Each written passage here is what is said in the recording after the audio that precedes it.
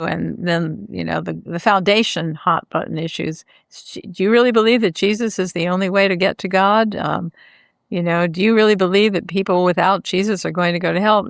Then there were all the subsidiary issues. But often Tim would say, do you think Jesus, in response to a question, he'd ask a question, do you think Jesus rose from the dead? And they'd kind of like, well, that's not the question I asked.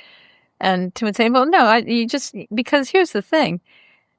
If he did, then you have to re-examine everything in your life. But if he didn't, then I'm just spouting hot air, and there's no reason for you to take seriously anything I say. It's just my opinion. So, you got to figure out first whether Jesus is who he says he is, and then come and ask that question, because it makes a difference to the answer. But he would always answer these questions. He would never shy away from them, no matter how hard it was. And Tim Keller preached a series of sermons in the 1990s called The Faces of Sin.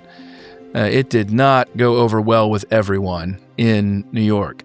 Angered by the Redeemer Presbyterian Church's liturgical confession of sin, one woman waited until after the sermon and yelled at Tim, quote, "Neither I nor any of my children will ever confess to being sinners." Any other misconceptions that come to mind? Misconceptions that come to mind.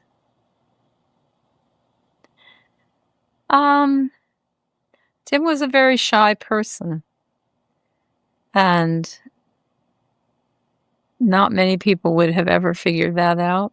Yeah, I think part of that, what comes out there, is especially the people who knew him in high school and college and in seminary. That was a common theme.